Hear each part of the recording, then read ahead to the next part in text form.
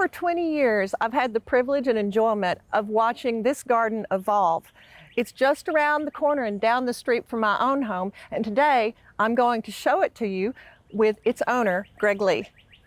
Now, Greg, I know few gardens that have more wow factor in the front yard than yours, and I wanted to ask you, how did you get inspired and what turned you on to gardening? Well, I tell you, my mother was an avid gardener, and I really enjoyed spending time with her. And even at 4 or 5 years old, I remember pulling weeds with her in her garden.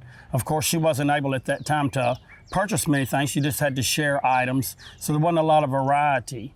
But she really loved it, and the older she got to where she could do a little better. And so she started buying me plants, and I would buy her stuff. So we've shared a lot of plants. And then recently, when she passed, I inherited a lot of her garden and added to mine. Fantastic. Can you point out some of these plants that you had inherited from your mother? Yeah, these beautiful yellow cannas here. She had those. Oh, those are gorgeous. And so also I have some peony over here that was hers. The crocosmia, I had some of that. I think she gave me that. That's the variety Lucifer, right? It is Lucifer, That's and pretty. It is absolutely beautiful this time of the year. Yeah. Also, the ruby slippers hydrangea there, she bought that from me years back, and it's one of my favorites. It's really beautiful. It starts out in a white, and it slowly changes color, and it's getting darker now, but it'll eventually go to almost a burgundy sort of a color. Wow, that's beautiful, and it makes it even that much better and more special because it was a gift from your mother. Oh yeah, well, and a lot of the plants that I have in the yard are things that other friends, other fellow gardeners have shared as well, and of course I enjoy sharing. There's always plenty of extra seeds and plants that you do have extra when you divide them, you know, so. Yeah. I really love how you've given this garden this shape with these borders. They're just so neat, and it just really defines the whole shape. I just think it's just a really gifted composition. You could go pro, I'll tell you that, but in my opinion. No, thank you. This garden is full of great ideas, and one thing I want to point out here and ask you about is these rain chains and what you have growing on them. Well, I have passion flowers, a Tennessee native. It comes back every year from seed. It grows up and covers the chains. It helps to provide some shade from my porch as well, and beautiful, and the hummingbirds love it. I have a lot of, get some worms on it actually that turn into beautiful butterflies. Oh, yeah. They'll almost decimate the plant. Yeah. And you think it's dead maybe, but the plant comes back and thrives, and you have all these beautiful little butterflies all over the garden. It's really nice. And I imagine the passion flowers really appreciate all that extra water for having the rain right there. Oh yeah, they really do. They do well, and this fern over in here also does well and benefits from that. It's a beautiful way to tackle that whole problem. I love it. It That's is, a great idea. The door would heat up really hot, you know, in the summer, so this really seems to help that. That's awesome. That's great. Now, Greg, before we move on around the house, I wanted to ask you about this variegated phlox. I've never seen one like this, and now I find out that you have an interesting story about this one and that one. Yeah, you know, when I first got both of these phlox, I bought them together, but the center on one of them was dark with a light edge. The other was the opposite. And they've been here together for a long time, but now they all bloom exactly the same bloom.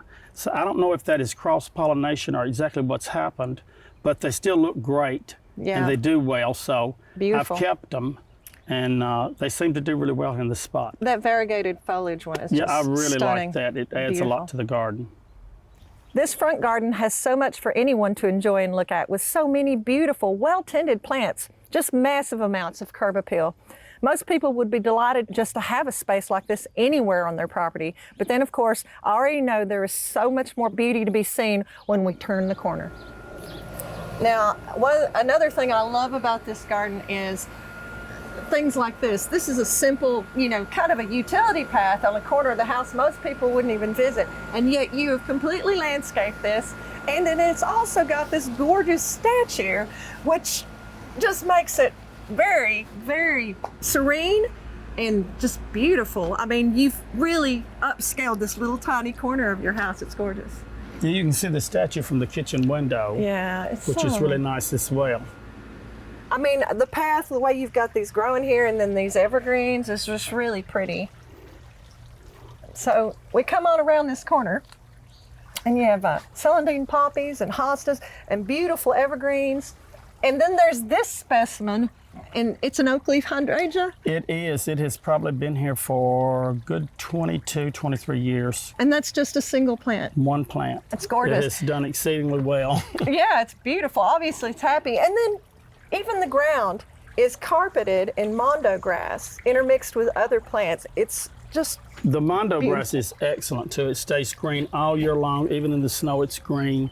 It's almost like walking on shag carpet. It is so soft and nice. Yeah, I didn't realize that it would stand up to foot traffic quite that well, and that's It really beautiful. does. It really does. Even the blue-eyed creeper there, it does a really good job of being walked on. That's awesome. Great ideas. This is such a beautiful, serene area, and it takes you back to this little seating area. And here we have this lovely daylily. Where did you get this? It was my mother's. I'm not sure where I'm sure she purchased it online or It's something. beautiful. And then you've got lilies and this big hydrangea. It's just such a peaceful spot in the back of this garden. And it's at the back. It's not in a corner.